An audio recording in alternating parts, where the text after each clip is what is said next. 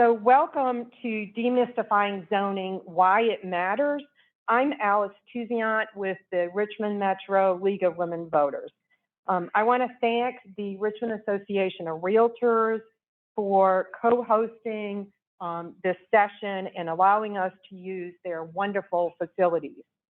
I'd also like to thank our partners. We have many partners, including the Greater Richmond American Association of University Women, Housing Forward Virginia, Partnership for Housing Affordability, Virginia Housing Alliance, and the VCU Master of Urban and Regional Planning.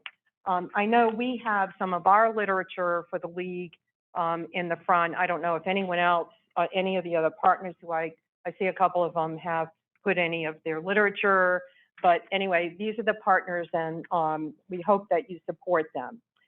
So before I introduce our speakers, I'd like to ask all of you who are on Zoom to put any questions you have into chat. The presenters will answer them after they speak. We should have at least 15, 20 minutes or more for questions and answers. So let me introduce our speakers. The first speaker will be on Zoom, and his name is Jonathan Rack. He will be speaking about the history of zoning in Virginia. Jonathan is former managing partner of the McGuire Woods Tyson's Corner office and has practiced law in Northern Virginia for more than 25 years. His practice concentrates on land use and public utility matters. He is one of the authors of Zoning and Segregation in Virginia, Part 1, which was released last year, and he'll be talking about tonight. Part 2, he also participated in what was recently released and focuses on potential solutions. Tom Jacobson, who is here tonight and will be speaking last, will give you the nuts and bolts of zoning. Tom's got a long resume, but I'm just going to focus on a few things. Currently, Tom is the adjunct instructor of urban planning at VCU, teaching land use planning, which is one of the many things he has done and is doing since retirement. When he was working, he was the director of revitalization for Chesterfield County for 9 years and the director of planning for 17 years. He has also taught, and I thought this was interesting, and worked in South Dakota and North Dakota. He has a BS from the University of Minnesota in civil engineering, and he has an MS in in environmental planning from the University of Minnesota. So as you can see, both of our speakers have tons of experience and are passionate about what they do. Sit back, enjoy, and learn, as I will. After the session, we will be sending out an evaluation form, so I wanted to mention that for those of you who have to leave early. So Jonathan, take it away. Thank you very much, Alice, and I'm delighted to join you. I wish I were there in person with you in Richmond, but had a prior engagement out in Colorado, so I'm sitting in a very boring hotel conference room as I speak to you. Certainly appreciate the League and the Realtors Association hosting this presentation.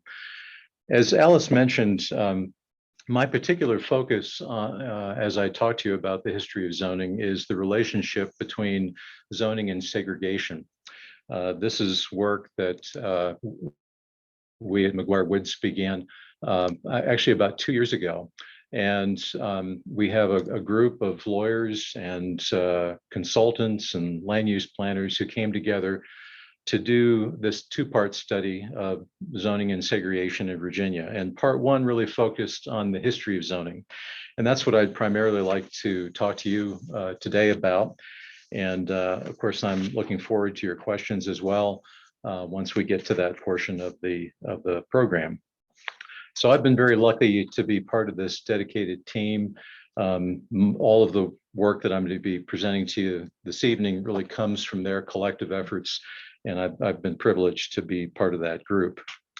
So as Alice mentioned, the first study that we released in February of 21 was really a retrospective look at the history of zoning in Virginia. And what we discovered, as you might expect, is that zoning is all about the business of separating. It's about the business of separating types of buildings. It's about separating types of activities that might go on a particular piece of property. And importantly, it's also about separating people. And that's what we really discovered as we looked at the history of zoning in Virginia. And I'd like to spend the next 10, 15 minutes discussing with you. So this is a quick agenda. I'll go through as quickly as I can, may skip over some sections just to keep on schedule, but we'll focus particularly on the history section. And the history of zoning in Virginia, as it throughout the country, in fact, the US, really began as racial zoning. That was the first form of any kind of zoning laws adopted in the country. And so I wanted to look at the very first zoning ordinances with you. And interestingly, they actually occurred in Richmond and in Ashland. So the very first zoning laws in Virginia were racial segregation laws that divided up the blocks of Richmond and Ashland into colored and white zones, as the terms were used at that time. And if the majority of people living on a particular block were white, then blacks couldn't live there, and vice versa. So this was the very first zoning ordinance, and it was adopted in Richmond and in Ashland about the same time. The interesting background on the Ashland adoption is that shortly after Richmond had adopted its own zoning segregation ordinance, there was the daughter of a deceased Methodist minister and a college professor who started a rumor that Booker T. Washington was going to replicate the Tuskegee Institute in Ashland on land he had inherited. And in their frenzy to stop this, the town council copied Richmond's segregation ordinance. So it seemed to be prompted by this fear of a influx of African Americans coming into the community. But it turns out that Booker T. Washington had never contemplated such a move. And one wonders what Mrs. Pierce's motivation was, perhaps trying to get the value of her property up. In any event, the town council of Ashland began enforcing the law and fined a gentleman by the name of John Coleman, who was a Black entrepreneur who bought a house on a white block near Randolph-Macon College. And Coleman hired a lawyer who also served on the town council and voted for the ordinance to defend him. The circuit court upheld the law, which was appealed along with the Richmond. Virginia Supreme Court found the racial segregation zoning ordinance a reasonable exercise of the police power and determined that it did not violate the 14th Amendment's guarantee of equal protection of the law. So shortly after that decision by the Virginia Supreme Court, these racial zoning ordinances spread across the Commonwealth from Falls Church to Norfolk, Portsmouth, Roanoke, and became fairly common in the cities and towns. As I mentioned, the Virginia Supreme Court upheld residential segregation ordinances, but in 1917, the US Supreme Court struck down a Louisville, Kentucky segregation ordinance that was identical to the Richmond and Ashland ordinances. This was the case of Buchanan versus Worley of 1917, and was a little bit of an anomaly in that the Supreme Court really wasn't interfering with other Jim Crow type of laws, but they did strike down this overt racial segregation zoning ordinance. So following that, Richmond tried again and came up with other ways of trying to use zoning as a tool to segregate blacks and whites. And they thought that if they adopted a zoning ordinance that was one step removed from overt segregation, that it would survive constitutional challenge. So they adopted a zoning ordinance that segregated people based on whether they could marry or not. And as you may remember, from the famous Loving versus Virginia case, up until the 60s, there were, quote, miscegenation ordinances in Virginia, and that was their effort. So let's turn now to what is more commonly understood as the origins of American zoning. Our surprise, frankly, was that the true origins of the first zoning ordinances were these explicit racial segregation ordinances. But if you go to most planning and zoning textbooks, they're going to focus on what happened in the 1920s. And in a standard state zoning enabling act, this was essentially a reboot of zoning in the 1920s by an interesting coalition of social reformers, business interests, and Herbert Hoover's Commerce Department. And this is a copy of the Standard State Zoning Enabling Act, which became the basis of most state zoning laws. The primer, the zoning primer, that's also on the screen, was also published by the Commerce Department, and in my mind makes a somewhat ironic statement that zoning regulations treat all men alike. And I think what we found is that's not exactly true. This was the same justification, incidentally, that was made by Richmond's city attorney, that the segregation ordinance applied equally to colored and white citizens of Richmond. So after the publication and the work that the Commerce Department did to promote standard zoning ordinances, the Supreme Court, US Supreme Court, heard a rather famous zoning case called Euclid versus Ambler Realty. And it's famous for a couple of reasons. First, it's the landmark case that established local government's authority to use zoning to separate uses and densities. Second, it reinforces our thesis that a primary purpose of zoning is to protect residential property values from perceived threats. This case is so important that when we talk about zoning, and Tom will probably use this term in his discussion, the zoning that separates uses and densities, we call it Euclidean zoning. And that's not named after the Greek mathematician, which was a suburb of Cleveland. Euclid was afraid of encroaching industry and commercial development moving west from Cleveland. So they adopted a zoning ordinance in this zoning map that we have up on the screen. Ambler Realty, which owned property now restricted by the zoning, sued in federal court. They claimed it violated the 14th Amendment by depriving the owners of the property of liberty and property without due process of law and denying them the equal protection of the law. Ambler Realty won in the lower court and was expected, frankly, to win at the Supreme Court level. But somewhat surprisingly, the Supreme Court actually upheld Euclid's approach to zoning.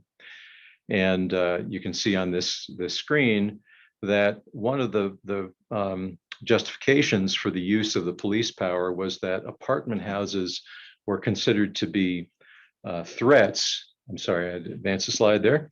Apartment houses are considered to be threats to other types of homes and residences. And this was an expression of the perceived threat that higher density zoning, apartment houses, multifamily houses, pose this threat to stable residential neighborhoods. So that was the first ratification of modern zoning by the US Supreme Court. And then beginning in the late 20s and frankly going all the way up until 1967, once the constitutionality of Euclidean zoning was established, local governments began using their new tools of comprehensive planning and zoning for a variety of purposes. Some of these were for civic improvement and orderly development, but in many cases, frankly, the purpose also included racial segregation. The city of Roanoke provides a good example historically of the use of planning to segregate. The city hired the prestigious city planner, John Nolan, who was the protege of Frederick Law Olmsted, who was a very famous landscape architect that did Central Park and many other parks. Hired John Nolan to prepare a city plan. And if you look at the map on the right, you can see that he mapped a zone for Negro residents.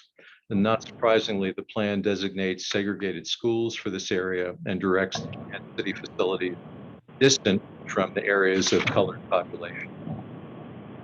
Another common technique in the zoning laws of this era was to zone African-American neighborhoods for industrial use. And this is a map from a Virginia Supreme Court challenging residential zoning. The testimony that was offered at trial was that the subject land was best suited for industrial zoning because there had never been, quote, there has never been real residential development in its immediate vicinity. Despite the fact, the same witness described a settlement of colored peoples adjacent to the property. So, as you can see, there is a long history of using zoning planning as a way to segregate. Skip over the next few slides. We can move forward. Many of you have heard about redlining. That's just one of the government programs that was used to reinforce the separation of the races, as well as a lending program, governmental programs. So, let's talk just very briefly from how to segregate economically. And let's turn to the current year, is that we follow the Fair Housing Act. Jonathan, you're breaking up a little bit. Maybe I'm not Yeah. sure if you're, if you can, yeah. I think Try- that's try better again. than some feedback. Yeah. So sorry. Hope you didn't miss too much of the words. So wanted to talk just briefly in the couple of minutes we've got left about how zoning segregates economically. And with the Fair Housing Act of 1968, of course, overt segregation based on race was made illegal, and you'll find that all the vestiges of formal segregation really did fall away after the Act of 1968. And yet the evidence shows that our neighborhoods still today remain largely segregated. And in fact, some neighborhoods more segregated than they were 30 or 40 years ago. And we believe the reason is that the legacy of institutional racism is embodied in the economic segregation of our zoning laws. And as I'm sure Tom will talk about, zoning laws tend to separate densities so that you have on this screen the low density neighborhoods, single family neighborhoods at one end of the spectrum, and then the high density apartment buildings at the other end of the spectrum. And in this study from 2010, Rothwell and Massey found a strong relationship between density zoning and income segregation. And in their social science jargon, they basically say that density zoning causes income segregation. And that's not surprising. When you look, for example, where I live in Fairfax County, Virginia, you can see that it is much more expensive to buy or rent a single family home than a townhouse and an apartment or a condominium. And that means that in Fairfax County, 79% of the land area is off limits because of zoning to households with average incomes or less than average incomes. So that's an example of the economic segregation, which has continued to occur throughout the Commonwealth. And as a result of that economic segregation, you combine that with a legacy that really is focused, and I'll skip to the next slide. This just demonstrates how the race composition of certain zoning ordinances is very different, different zoning districts. But this is really important. This slide here, which indicates, this is Federal Reserve data from a couple of years ago, that median family income in Virginia is quite dramatically different between different racial groups, and very significantly, the median net worth, which really determines your ability to purchase housing, of course. There's a stark difference, particularly between white and Black households in Virginia. So there is a great correlation between home ownership rates with family wealth. And so it's not surprising that this is reinforced by zoning laws in Virginia. Coming to the end of the 15 minutes. So let me skip to one of the last slides here. And this is just talking a little bit about a decision that was made by the U.S. Supreme Court in 1977, the Arlington Heights versus Metropolitan Housing Development Corporation.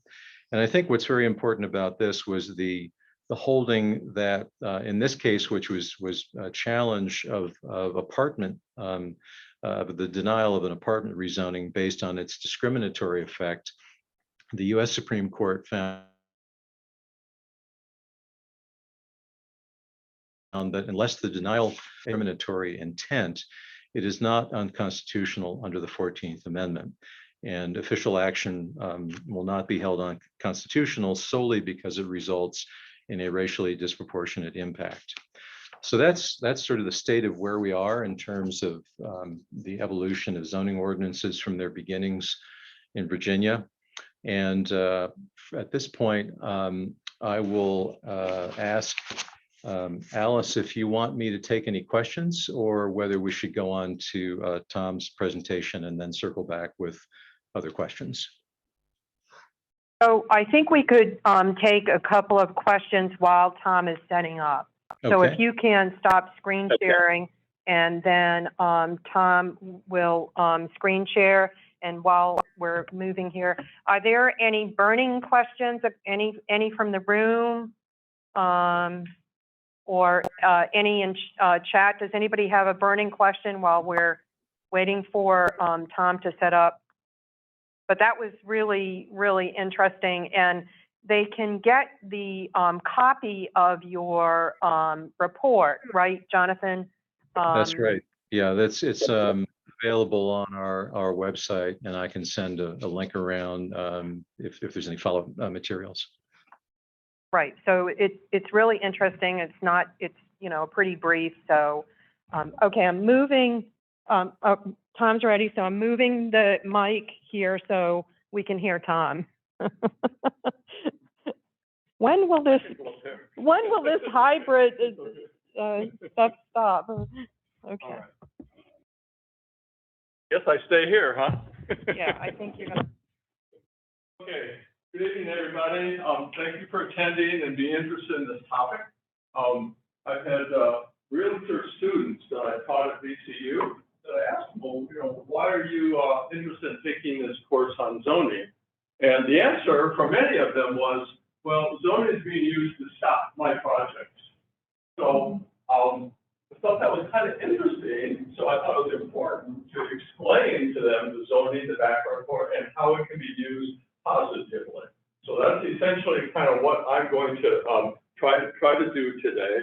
I have a little bit of history that I'm going to skip over. And I'm going to offer you a little different perspective, more from the, not back 100 years, but more, the last 30 or 40 years in terms of zoning and the changes, and then look ahead in terms of its impact on. Okay. Also, I want to say, I've worked in many communities in this country, with Minnesota and North Dakota and South Dakota. And almost every one of those, my job as a public planner, I worked with the League of Women Voters. Your organization across this country, from my experience, was involved in important local issues.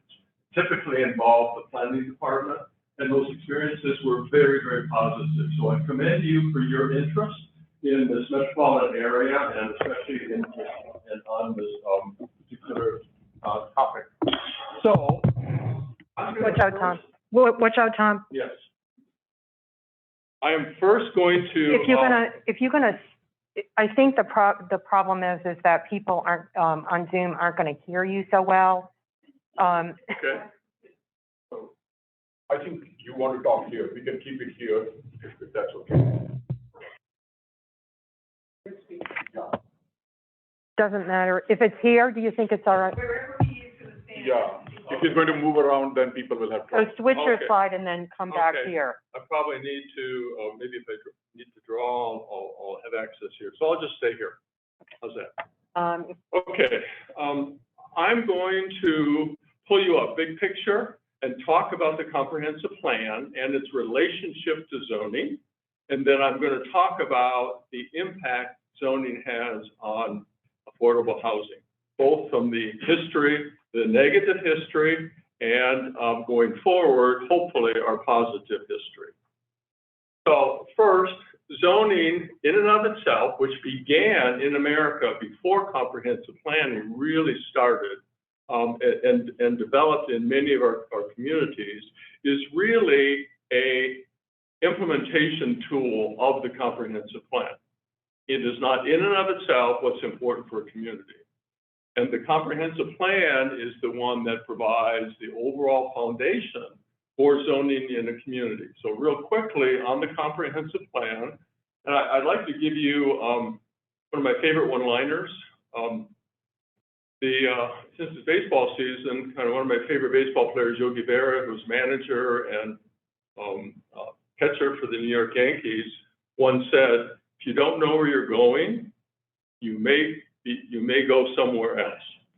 And I think that captures why it's important that each of us personally, and also as our community, think about our future and do as best we can to navigate all the forces that are at play to arrive at a community and build a community that we want. That's the purpose of comprehensive planning. Typically, a plan involves elements of demography, what kind of population change is occurring, because it's amazing. It helps understand what kind of schools you need. Excuse me, Yes. Bob. Yes. Excuse me. The people on Zoom are not able to see your screen. I need to get closer? No, they're not able to see your screen sharing. All they're getting is our League of Women Voters. It's not screen shared in the Zoom. Yeah. It has to be screen shared. Yeah, you want me to help you? Yeah, yes, please. Please.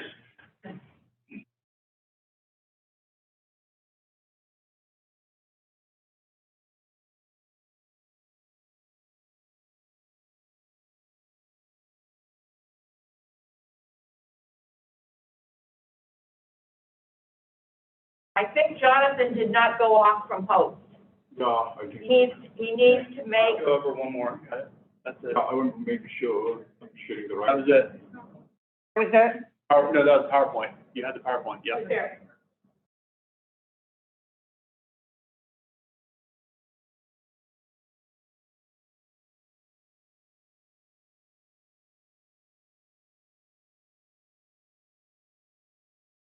Okay. Can we make sure that? Yeah, can we validate? Yeah, we can ask them here. If you cannot see it, would you let us know? I'm asking Evelyn. Okay. Yeah, this is Jonathan. I can see All right, it on screen. Very good. So on screen then is a real brief description of the elements of a comprehensive plan that the plans usually address, and then of course there are others depending on the community. Some of those others involve equity.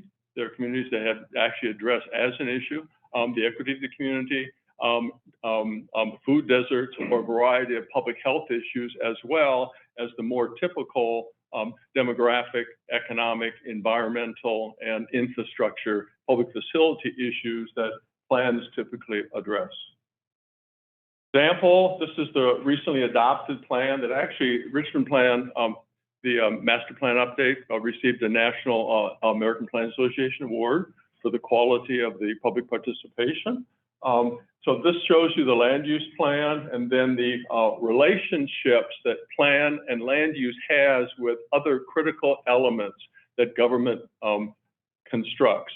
So the infrastructure, the water, the sewer, the drainage, the environmental protection facilities called BMPs, the roads, the transit, location for parks and other public facilities, especially schools and fire stations, et cetera, all need to work together.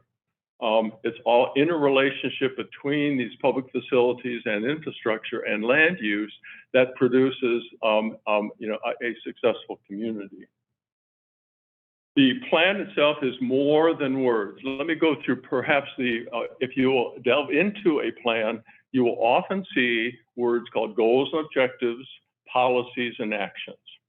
So real quickly, what we're talking about is moving your community from where it is today to what you want. What do you want to be when you grow up? What do you want your community to be in the future for your children, your grandchildren, and yourself as you age? And then that description of the community in the future is described in goals and objectives. Other plans will use different words, different perspectives, but they all describe the desired future. It could be called a vision. It could be themes. There's a variety of different differences between different communities' plans. Essentially, though, what they do, and kind of a definition of a goal, is an ideal future condition to which the community aspires. And perhaps our nation's most famous goal is one set by the Housing Act of 1949, a decent home and suitable living environment for all Americans. We're not there yet, are we? But it's aspirational, isn't it? Something to reach for at our local community or our nation as well. Then objectives are more shorter term, more tangible. So a good definition of objective is tangible future conditions of a community. And this is important. Not only is it short term, it needs to be measurable. It gives a community an idea of over, say, a period of 5 years, are we making progress? That objective needs to be measurable. So a companion objective for the goal above would be 90% of residents living in affordable housing by 2025, something like that. Then the means of how we go from today to our desired future tend to be described in plans through what are called policies and actions. Policies are more general. Policies are meant to be interpreted by different government individuals or agents, planning commission, elected board members. It's also meant to be interpreted by the business community or individuals or neighborhood organizations. So they are essentially very broader statements, again, on how to achieve your goals and objectives. Example being residential neighborhoods are to include a broad range of housing types, would be one way of reaching towards the goals and objectives described above. Actions then are much more detailed, down to here's an assignment that the local government needs to accomplish. Here's an assignment that we want to give to the Chamber of Commerce to be able to adopt, to be part of our improving our community. So amend the R1, R2 zoning districts, see how detailed this is, to permit accessory dwelling units. Would be an example of moving the clock forward on affordable housing. All right, then, if a community adopts a plan, how is it used? Well, first of all, for the local government, it becomes a guide for their zoning decisions. The land use plan of that adopted comprehensive plan becomes a major guide for zoning decisions. Now, in Virginia, as opposed to some other states, the comprehensive plan is not mandatory. It is a guide by Virginia law. The community does not have to follow every map, every word of that comprehensive plan. To be good, after all that effort that the community went through to do it, it is an important document. And the more you follow that plan, the more useful it is for your community. Then it becomes a document that developers will use to figure out where to buy property for the type of project that they want to build. It becomes useful for citizens to be able to know, well, what's going to happen around me, over the next 20 years, okay? So the more community spent a big effort of the community putting the plan together, and the more the community follows that plan, the more useful it becomes. And it becomes a plan that helps make the future more predictable. All right, then plan implementation. I've always loved this cartoon. It's not good enough to have a really pretty plan that has great graphics and fantastic ideas. The true measure of planning is what happens in the real world. I'm sorry, good intentions are not enough.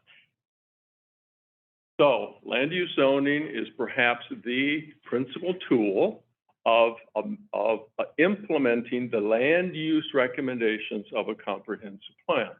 And it is a significant tool. It is a significant power over all of us in terms of our property ownership, isn't it? Zoning can determine, you know, what we do on land and the physical characteristics, the use of the land, the physical characteristics, and the pattern, what uses go well together. I won't go through the whole history other than to say there was lots of other precedences other than what Jonathan mentioned across this world in terms of this battle between what people do on their property and the impact it has on neighboring property. Nuisances, you know, as industry got heavier and heavier across the world and in America, we had property uses that were not good neighbors. Also, you can go back to walk the streets of Gloucester Street in Williamsburg, and the powdered keg in the middle, you know, didn't have structures built next to it, did it, for very good reason. So there's all sorts of relationships between property that were argued about in our country, and different communities did different things. Boston put height limits in Copley Park to help people enjoy the park. And New York City really adopted the first comprehensive zoning ordinance in America, 1916. You essentially had 3 districts, you know, residential, business, and open. And then Jonathan did a good job talking about the Amber Realty versus Supreme Court decision and against the village of Euclid, Ohio, suburb of Cleveland, that then essentially the country zoning really took off. You had support from the federal government in terms of some model zoning ordinances and provisions, and many communities across this country adopted zoning ordinances. And again, as Jonathan pointed out, the whole intent of much of those zoning ordinances was to separate uses that were viewed from different perspectives as being incompatible. So there were land uses, industrial uses, very heavy, you know, try to steer housing away. And of course, with the racial history of America, you tended to have the whiter, richer neighborhoods up on the hill. You had a lot of very poor neighborhoods down next to the industry, didn't you, as you look back at our history. Now, zoning districts tend to divide uses into what they call zoning districts. So this is a family of uses that will be grouped together and say, this land in this area, these are uses that are allowed within that area, within the designated zoning district. So you would have what are called permitted uses. So these are uses that we call uses by right, that if you have a piece of property that say zoned R1, that zoning district would list out single family house, maybe even a church or park or a variety of other types of uses that are permitted in that area. You may have property zone B3 that would allow about 110 different types of business uses, okay? The ordinance would list that out. Most ordinances have, as I show here, a rather lengthy list of the uses, and then which of the zoning district that you see at the top of the columns are where that particular use is permitted by the P on this diagram. And I have a pointer here, I'm sorry people on the Zoom, but essentially this ordinance then would list out where those uses are permitted. Then there are other uses that, in Virginia it's a little complicated, but we have terms that we call conditional use, special use permits, or special exceptions. They essentially mean the same thing. These are uses that may or may not fit that particular zoning district. It depends on the neighbors. It depends on the topography. It depends on other factors, and then allows the local government to consider it through a process I'll explain later, similar to the zoning district, or some of these uses can, in fact, go to another group called the Board of Zoning Appeals. It's a decision that the local elected government makes. That's they can write their zoning ordinance to essentially create a family of these types of uses that can or cannot be approved in that zoning district by a local government, the board of the elected body or the Board of Zoning Appeals.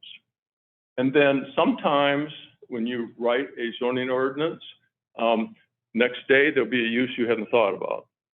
Typically, zoning ordinances permit the planning director, role that I had at Chesterfield for many years, to be able to decide if that new use is similar to the list of other uses permitted in that district. And that decision can be referred to or reviewed by the Board of Zoning Appeals. So it's a little complicated, but just remember, there are certain uses that are permitted. Check the zoning of the property you're working with or concerned about, and you can check an ordinance and see what's permitted. Then associated with that text of the zoning ordinance, of course, is a map that shows you the property where your zoning district is located.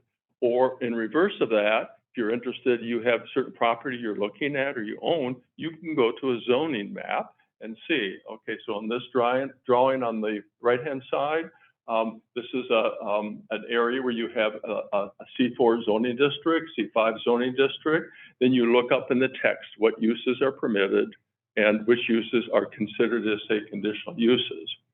The zoning map on the left-hand side is from Midlothian in Chesterfield.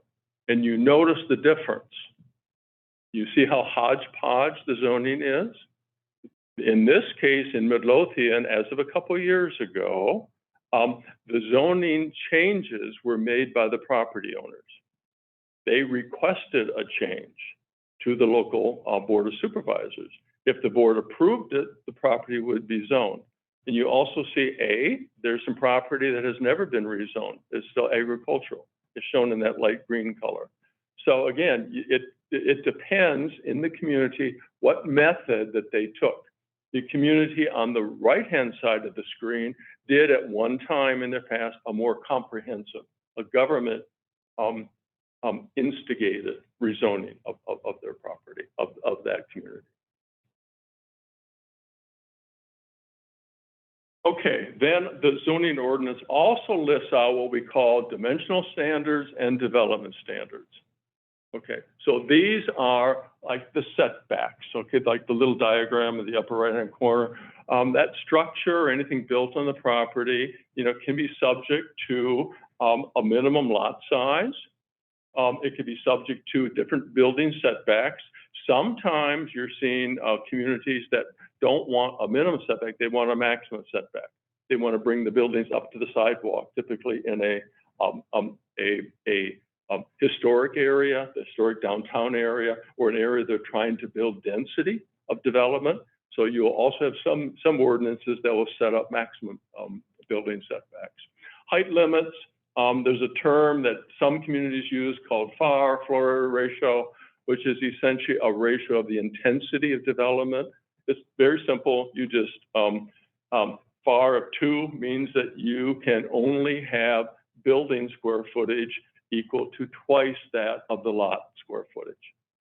Fairly simple, easy to understand regulation on the intensity of the use of development. And then the development standards span many different types of issues the community may have. Obviously, parking, landscaping, are you going to have requirements for landscaping in the parking lot and the building, where it's adjacent to other uses? Sidewalks or not sidewalks, bike facilities or not.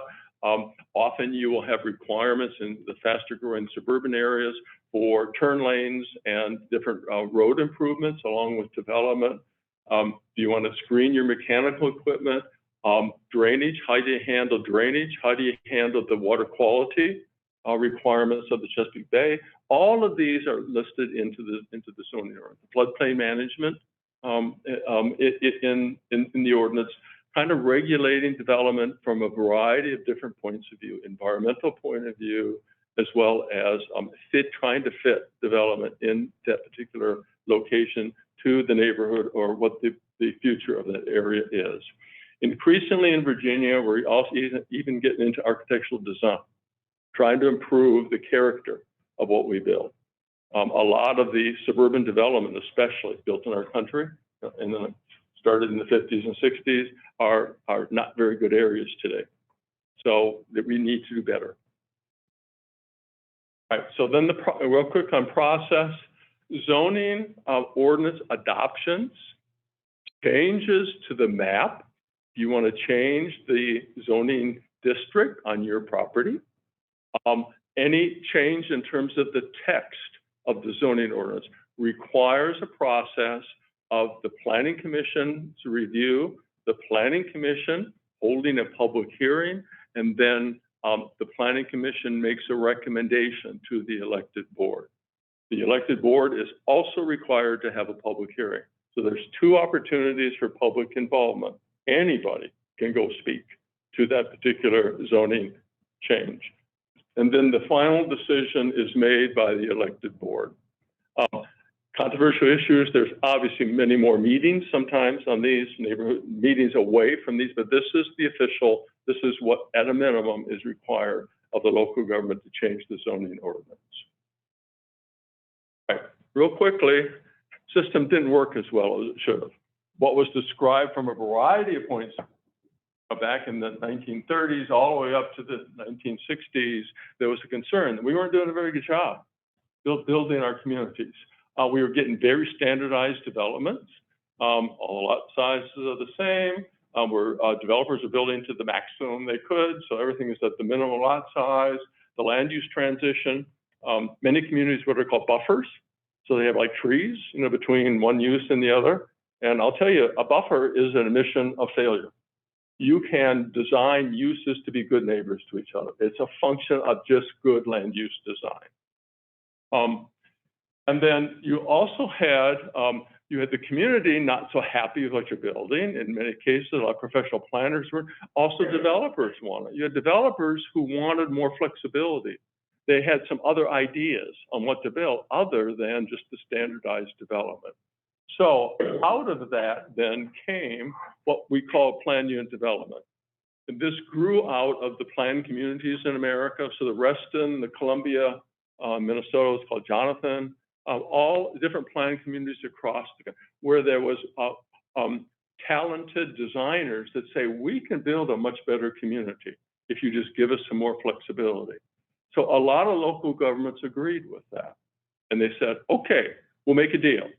We will allow more flexibility from these rigid Euclidean, the historic Euclidean standards in exchange for the local government having more power to delve deeper into the design and then also ability to approve the details of the design.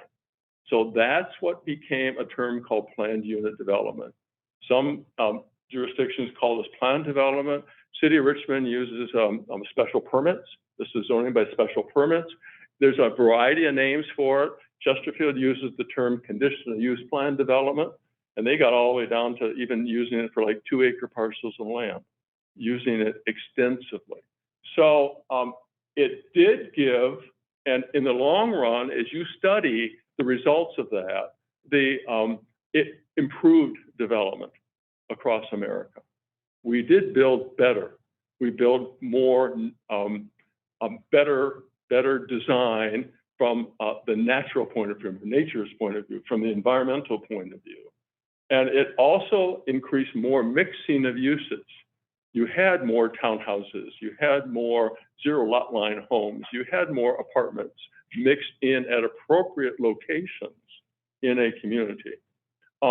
And you ended up in the long run having better, higher quality design standards. All right, quick example, we use this in Chester, Village of Chester. Village of Chester, just located south of Richmond, had what we call a small area plan done. So it had a plan just done for the village area. And then through the discussions, the community wanted a center. Instead of just being a bunch of buildings along Highway 10, they wanted to have a center. So out of that came a plan to create a new library. We wanted the post office to be anchored around a village green and wanted more intense development at that location, and then more nice walkable residential neighborhood just north of it. So that was the plan. Okay, the zoning technique to achieve this was the county's planned unit development approach, or the conditional use plan development approach. So they're able to mix uses. The buildings have commercial on the first floor and had residential upstairs. You were able to mix residential. These are like two-story townhouses together with others along a village green area, and then a walkable neighborhood that was built behind it. So you can achieve much better development with this tool of zoning, okay? Now, there's problems with planned unit development. It's complicated. It's almost like writing a zoning ordinance for one tract of land, okay?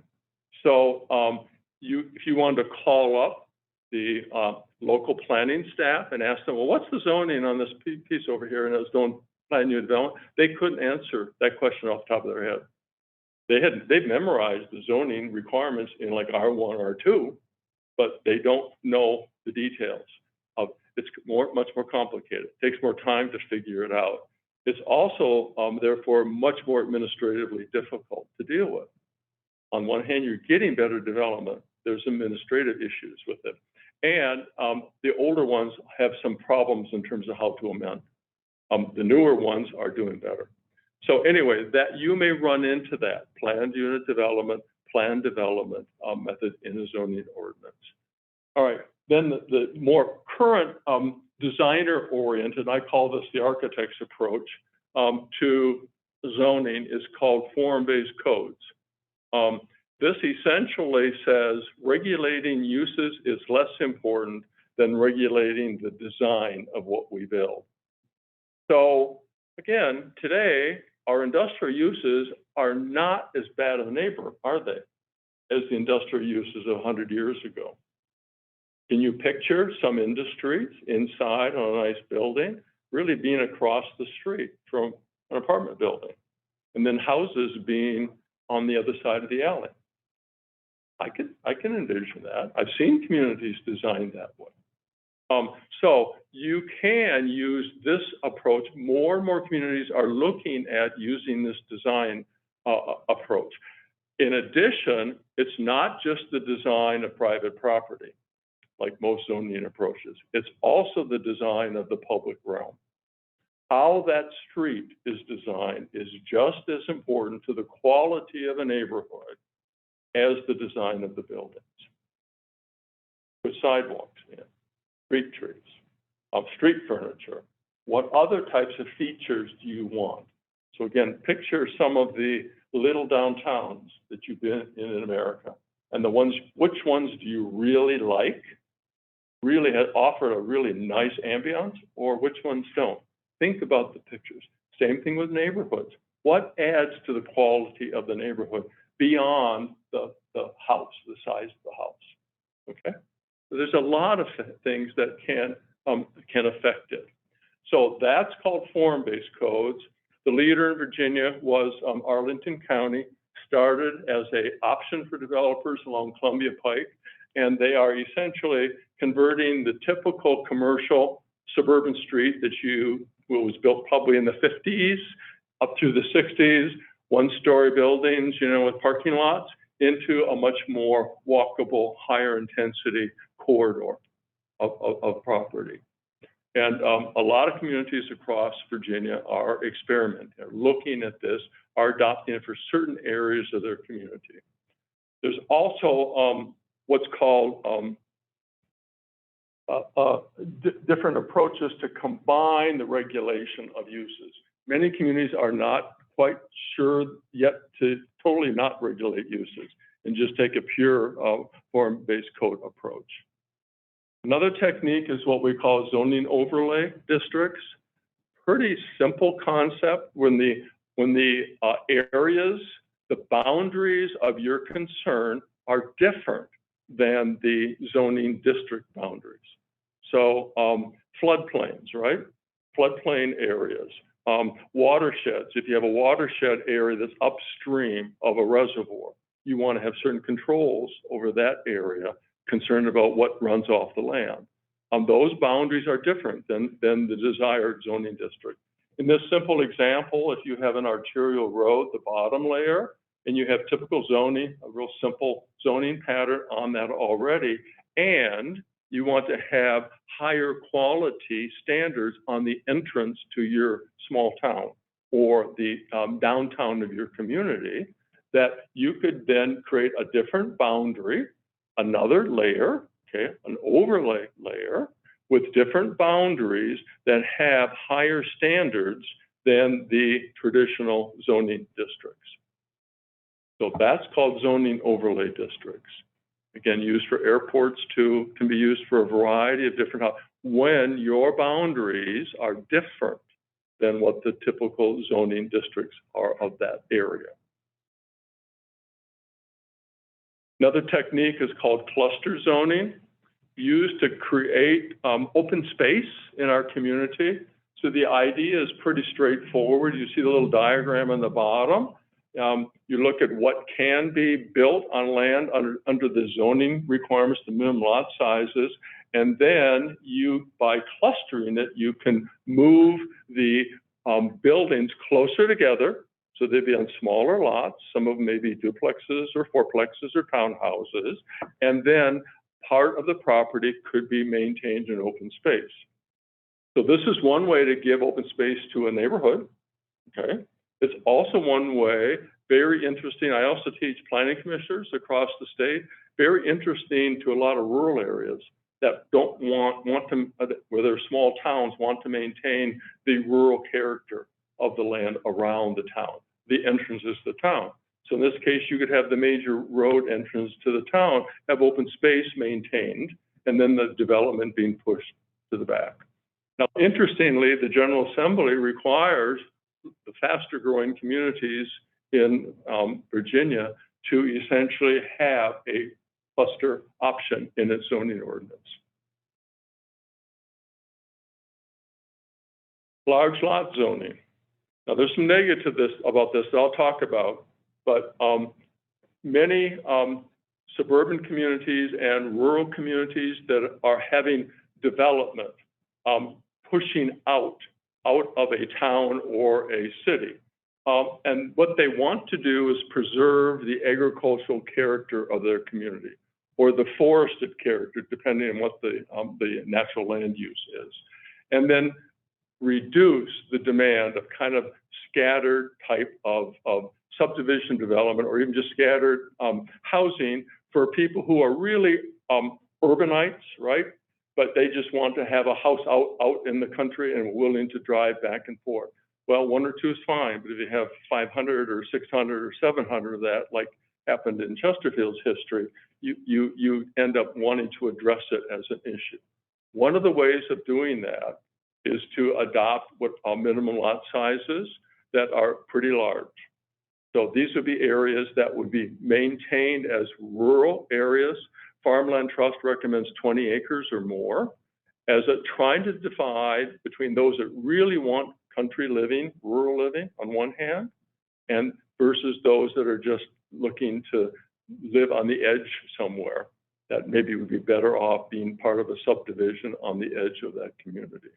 So it's a tough issue, but in different ways, local governments are dealing, especially the suburban communities and Goochland, New Kent, Hanover are struggling with this, you know, out in kind of the, what we call the exurbs, the areas kind of beyond the suburban edge. Most cases, one of the rationales for this is these are going to be houses being built on land where they get no public sewer. They're beyond the infrastructure ability of that local government. Most times it's also beyond the public water. So depending on the soils and stuff like that, that larger lots going to be needed to have their 2 drain fields that are required on their lot, to have their sewage work, as well as being able to find a source of water for their home. And this is a tool that historically has been used by a lot of communities to prevent affordable housing from being built. Let's just make big lots. Typically, larger lots require a larger house to justify the cost of the land, and then has been used from a racial point of view, from an economic point of view, of preventing lower income people from moving into the community. Sure, yeah, Alice. 10 minutes. I'm just giving you time. Okay. Okay, all right, here we go. All right, there's another tool in Virginia that's called proffers. Proffer is a pretty unique tool. It's not available in most of the states of our country. Some other areas called conditional zoning, another term you'll hear for. The idea is straightforward. It says that you are an applicant to change the zoning of your property. And you say, well, I'm getting some opposition, or I'm not so sure I'm going to get approved. So you are willing to write in additional requirements for you on your development to help you address issues that are being raised concerning your development. Okay, so there are additional language that becomes part of the zoning code applied specifically to your land, to your parcel, in exchange for zoning approval. So in general, proffers have increased the quality of development. In many cases, developers were willing to architecture and other better design, overall design of development. If there's issues that your development causes for neighbors, this is a tool to use to address it. And it therefore can be used to satisfy some of the complaints that you're getting from people that the so-called NIMBYs, you've heard the term NIMBY, not in my backyard, people that are opposed to development, but also to neighbors who have legitimate issues with your proposed development. So maybe they don't want a street interconnecting to your street because you don't have sidewalks and kids are playing in the street. So you don't want heavy traffic on your street, okay? So it is a powerful tool in Virginia. It's also a tool that's often used in negotiations between the county staff and the developer, between the neighborhood that are impacted by proposed development and the developer. On my little cartoons, I just found out today my son and his girlfriend are trying to save money for a house. Last couple of years, the last year, they've gone backwards, right? I think we all know that. Also, their two-bedroom apartment in Cary, they both work in Raleigh, in Cary, North Carolina. Their apartment rent went from $1,400 to $1,800. $400, so what, 28% increase? Unbelievable. All right, so let's talk about quickly housing affordability. I think you all know the picture of what's happening. Cost burden, those that are worth about 30%, which is our general guideline for getting above that, getting beyond housing affordability. Get those that are severe cost burdens over 50%. Clearly, a big issue for people at the bottom, low income, right? Huge, huge issue. Also, it's creeping into the middle class. It's not just an issue for the very low income anymore. It has affected a lot of moderate income people and people into the middle class. Here's the big picture. So if you go way back 50 years ago, essentially what's happening is the amount, the share of our income each year is of the lower class is declining slightly. The big decline and the big change is there's much more money, income, this is just income, going to the top. The upper income share of our aggregate income is going up significantly. The middle class is going down, almost dropping, what, over 50%. So what used to be, when I grew up with my parents and what our living standard on the money we had compared to people today was much, much better. It's even worse in terms of aggregate wealth. So the screen on the right-hand side shows you the upper income getting wealthier and wealthier. A lot of change in the middle class. Lower incomes going down, but also the middle income is going down. That's our national issue. All right, so what impact had zoning had on housing affordability? Single-family housing district with minimum size, even Jonathan had talked about this, you know, local governments that don't want other kinds of uses. They don't want the people. They don't want those uses. They think that that's not right. So we're not going to zone. We're going to zone for single-family and larger lots. Also, zoning standards add cost. Many of them add value.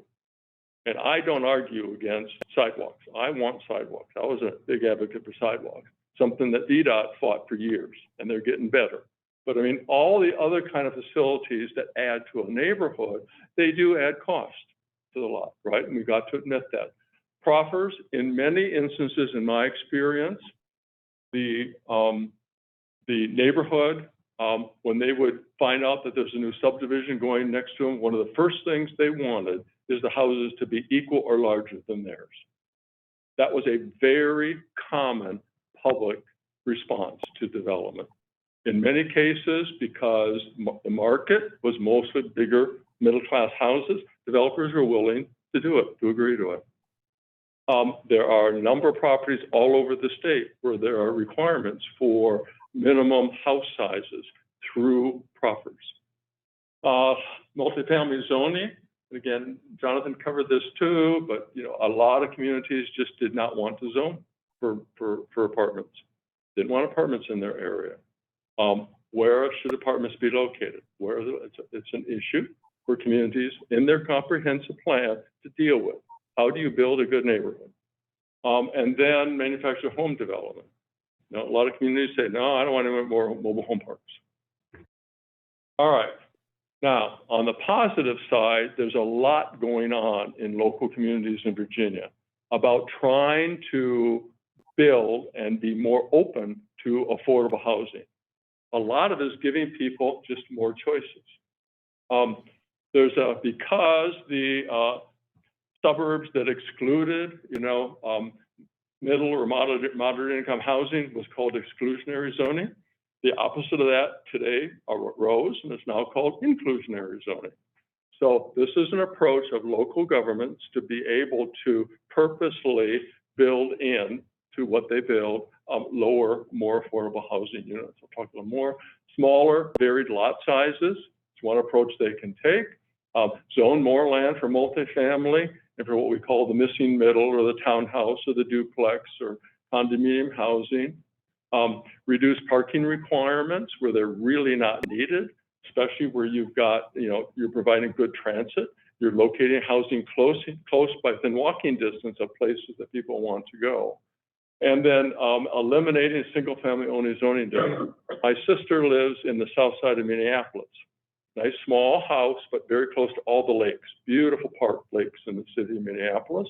Her neighborhood now allows up to triplexes.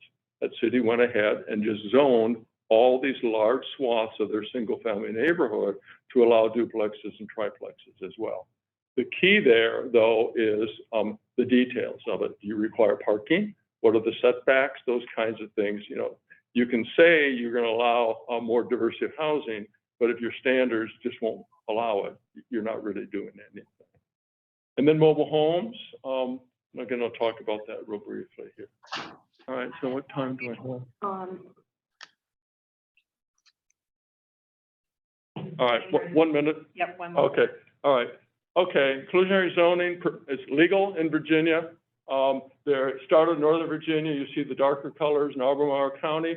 There's a lot of other cities that have tried it. The problem here is for the other communities besides those originally using it, the state law requires that that you allow a density bonus. That's the only approach. Frankly, the density bonus in general does not work very well. The ones that work are the ordinances that are mandatory, that a developer has to provide a certain percentage of modest income housing.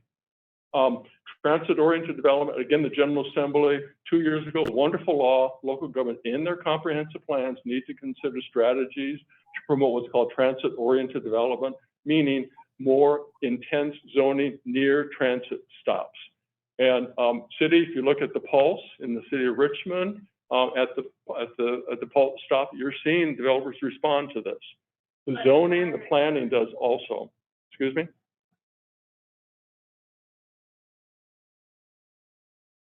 Okay, we'll talk about it in a minute, okay?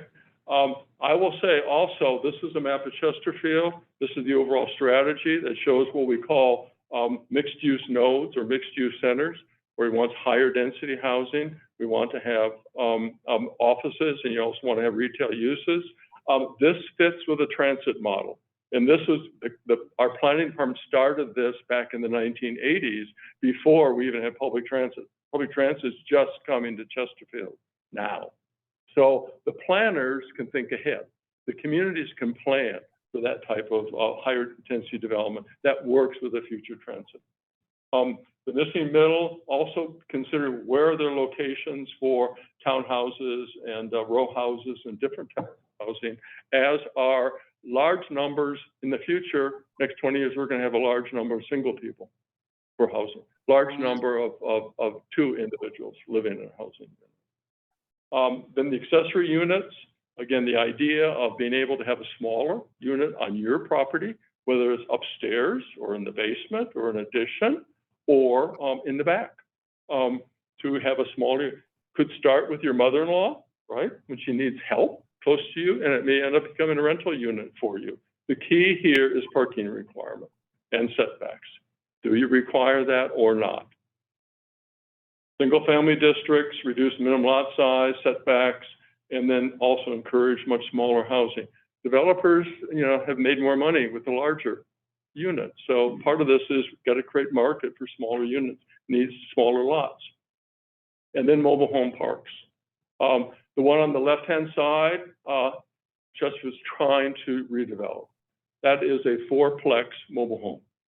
People rent a space that's 8 feet by 8 feet. That came from a construction project, but it's legal. That was there before the county had zoning. And then on the other hand, they are very good. Greenleaf is also on Route 1, is a very good mobile home park. There are also what are called mobile home subdivisions, which address one of the problems for people that have a manufactured home. Because they should, if they don't own the land, they're subject to being forced to move their home. And many of them don't move very well. So there's one down near Colonial Heights in Chesterfield called Millside. These are manufactured houses, but they own the land.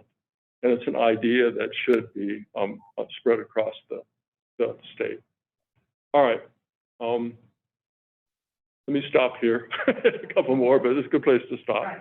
Okay, so Alice, you want to? I think that we have some time for questions and answers, and to both Jonathan and to Tom. And I mean, if you could stop screen sharing, Tom, I think that might be good.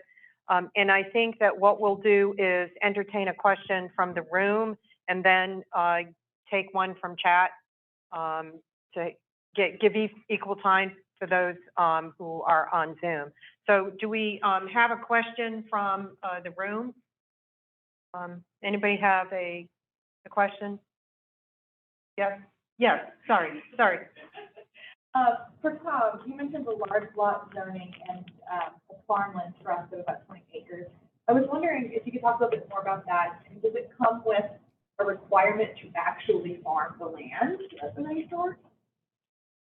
Repeat the question. Okay, so the question is on the large lot zoning with a recommendation of farmland trust for 20 acres. Is there requirements to actually farm the land? I don't know of any that say you have to till that property, but the farmland trust recommendation is a parcel that could be more garden farming, could be an economically viable parcel of land in most places. And again, the judgment here is what do people who really, really want a rural way of life and have a house out in the countryside want versus, 50 houses being grouped together with the minimum lot size. That's what they're trying to address. Question? In that case,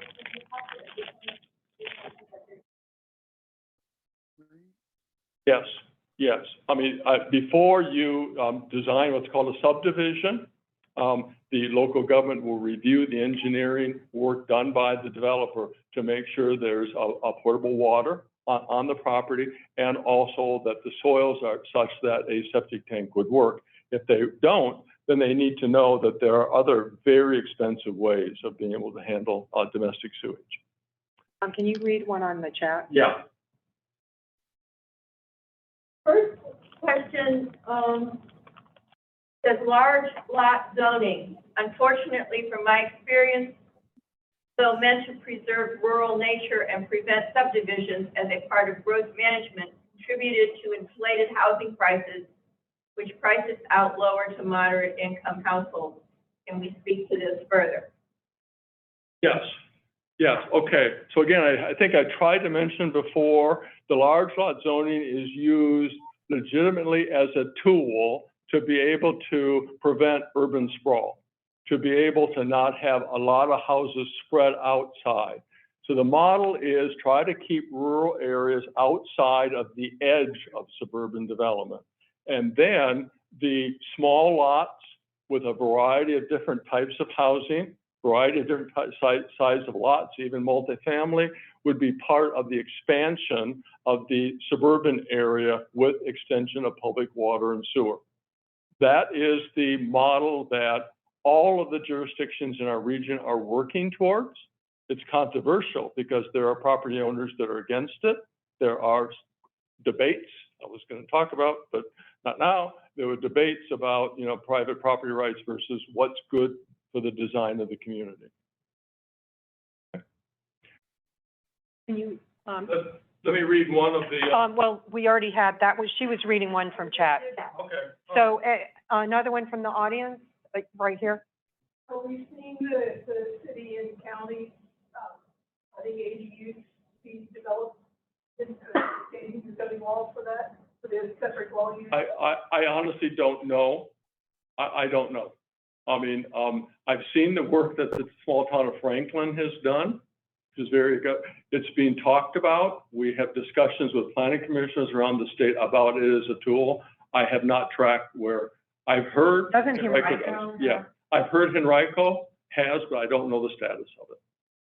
I'll speak to that a little bit. Okay. Eric May, who was here, but he already left, last summer, the General Assembly commissioned a report on ADU feasibility. So they have that report. They may do something with it. We don't know, but there is some movement in the legislature to think about model ADU zoning ordinances and how to get the ball rolling on that from the statewide perspective. Good. Chat question, you can. Yep, chat question. Okay, there's a question for Jonathan, and maybe for you as well. The person asked, how do I apply what I am learning to educate the policymakers in my region? Are there resources, toolkits, or other materials we can reference? Yeah, I think it's a great question, how to make this actionable. And I think that a couple of thoughts. One is, there are some online resources. Tom's given a great summary of those things. But I think also there's a increasing realization, particularly among the planning staff in different localities, about these concerns about the impact of zoning on particularly on affordable housing and on economic segregation. And I'd encourage you to try to reach out to your local planning staff and be a voice to come to a public hearing and say, hey, I think we need to do something about this, because I really do believe that the zoning and planning professionals throughout Virginia are really eager to help make these changes, and they just need some additional voices from their communities to help support that. And also, I just add to that most communities will be working on their comprehensive plan. There's an opportunity to bring the issues up there and become part of the document that's submitted to the elected board. And following what Jonathan said, Chesterfield does, I know this for years, and I think all the other jurisdictions, to allow individuals time at their public meetings for just like 3 minutes or something like that. And often that is very effective. You'd be surprised. It's often done at the beginning of the meeting. Board members are alert, ready to listen. You have an audience for them to bring in facts, information that can be helpful on these issues. I was just going to say, and if I'm not mistaken, I believe Housing Forward Virginia did a study kind of comparing the two primary code sections, 2304 and 2305.1, which has been since amended and updated in the state code, but that can be found on their website.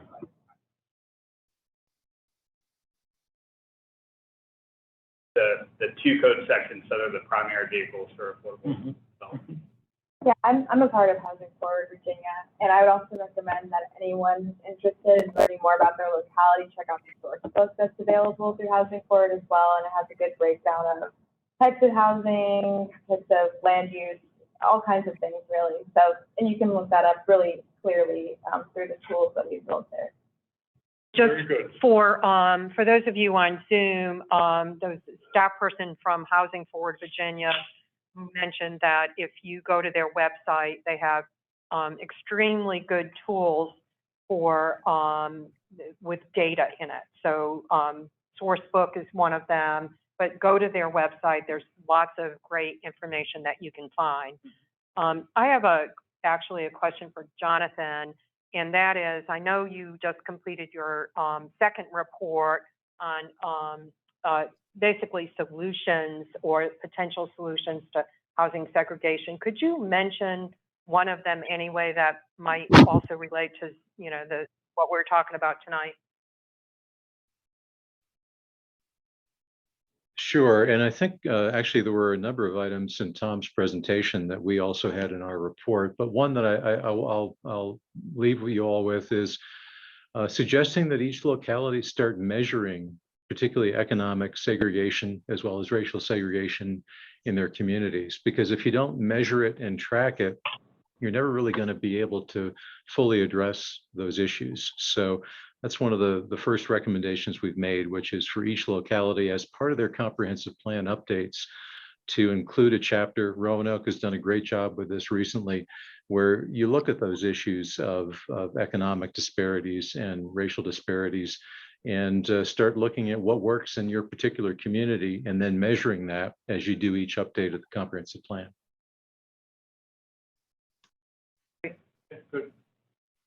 We have time for one more question. I think you want to take one from chat? Oh.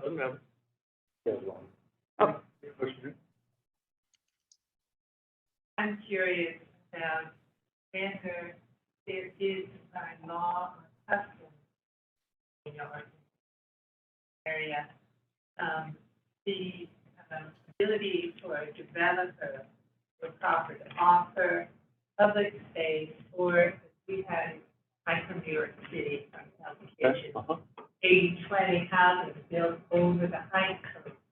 So in the case of building over the code, one developer took a whole city block of buildings down, built many luxury apartments, but also built a public gym, and so that anyone who could afford it could join. Also put in the 80-20 split that you do in New York City, by law, 20% of the apartments have to be because of community members who are displaced, seniors, or for disabled people. It's modeled on the very successful development of Manhattan Plaza, which was artist housing and residents with residents displaced by development.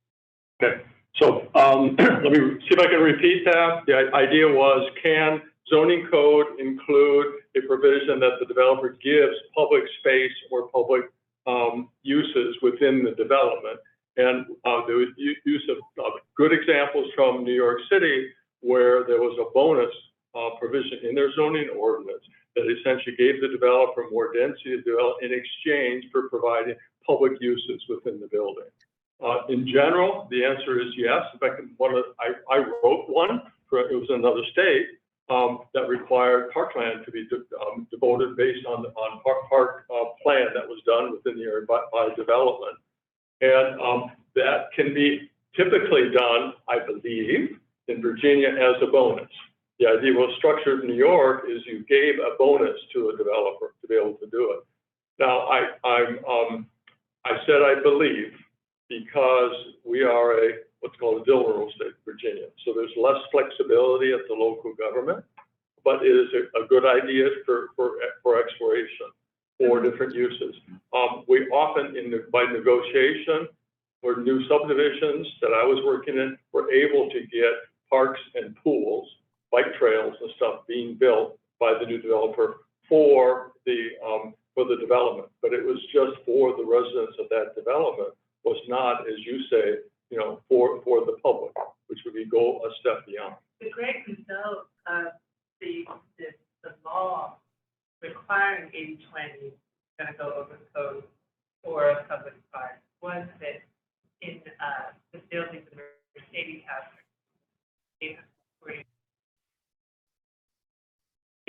there was a way, a chance to meet people that you would not have met if you lived in the segregated, economically segregated community. So, which led to many good changes in the neighborhood, which had once been considered the worst tenant housing ever built. Very good. Quick follow-up on trying to have a formula for being able to have more modest price housing be built part of the development. Virginia does have that in the code. That's the inclusionary zoning provision, but the experience has not been good. The state actually has a formula for what the additional development bonus will be in exchange for how many units will be provided by the developer, but it does not get significant use. So. Okay, well, I want to thank everybody who attended both in person and via Zoom, and I want to thank our speakers, Jonathan and Tom, who were excellent and gave us so much food for thought, including things that we can do in our communities. So thank you again. We recorded this, so we'll have it available. And we'll give it to our partners so that they can put it on their website. So thank you again, and we'll have other forums in the future. Alice, I also saved the chat, so hopefully people who put in questions in chat, we can get answers to them. What Carol was saying is that we saved the questions in chat, so we will be able to respond to your questions, hopefully, if we can figure it out technically. So, anyway, have a good rest of the evening.